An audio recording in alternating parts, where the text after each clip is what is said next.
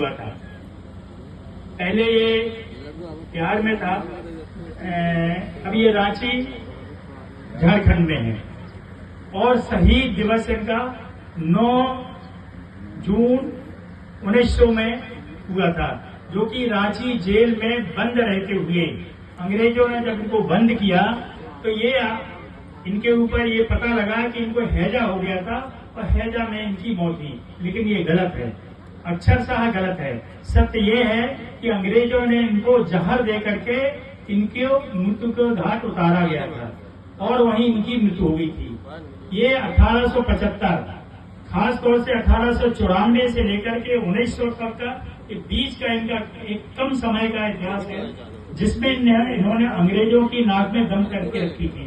इन्होंने कई आंदोलन चलाए और 1894 में इन्हें स्वयं को अपने आप को शंभू भगवान कहना शुरू किया था।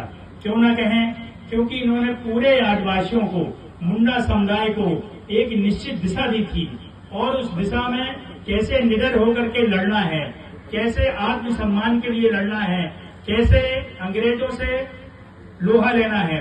उसी समय इन्होंने सबसे पहले अपने 400 सिपाहियों को ले जा करके इन्होंने लगान प्रथा को बंद करने के लिए धमकी दी थी और आंदोलन किया था, जिसमें इनको जेल भी जाना पड़ा।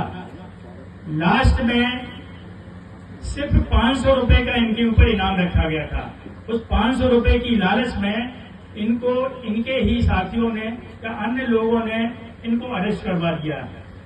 3 मार्च को ये अरेस्ट होकर के रांची जेल में बंद हुए। बाद में वही उनकी 9 जून को शहीद हुए। इनको भगवान का दर्जा इसलिए दिया गया।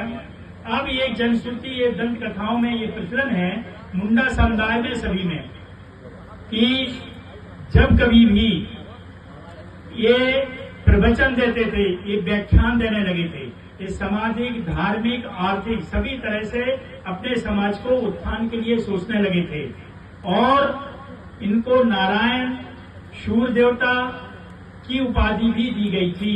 इनको इनका स्वरूप मानने लगे थे और इनने स्वतः कहा कि मैं भगवान बड़ादेव, शिव के द्वारा भेजा हुआ उनका एक अंश हूँ।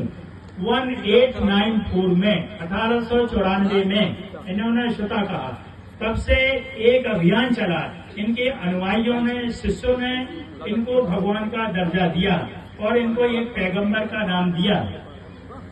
ऐसी दंत कथाएं हैं, ऐसी जनश्रुतियां हैं कि भगवान शिव जब कैलाश पर थे, भगवान शिव अर्थात भगवान बड़ादेव जब कैलाश पर विराजमान थे, उन्होंने अपना एक जटा तोड़ करके पर्वत पर फेंका।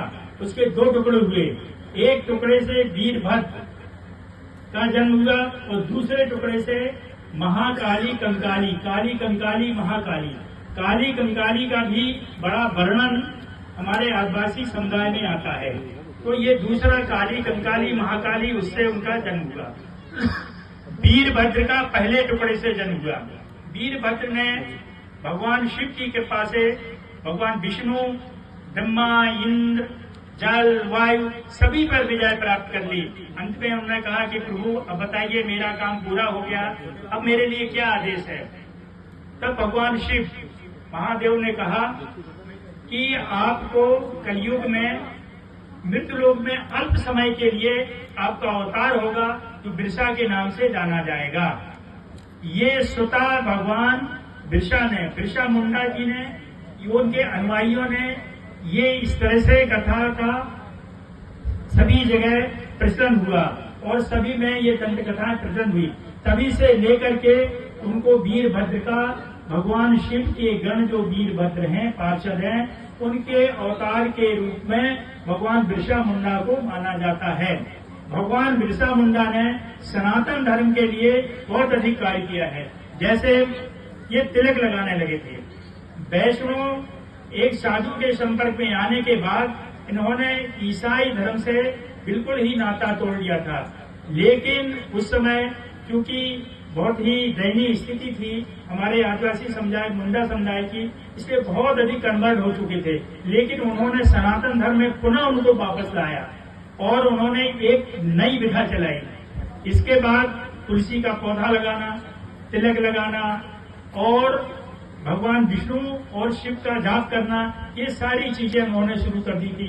तो सनातन धर्म को एक नई दिशा मिली इससे। ऐसे बिरसा मुंडा हमारे बिरसा भगवान के नाम से, पैगंबर नाम से जाने जाते हैं। धन्यवाद, इनके नाम से तालियां बजाइए। जय जय महादेव की, जय जय बिरसा मुंडा की। बहुत बहुत धन्यवाद।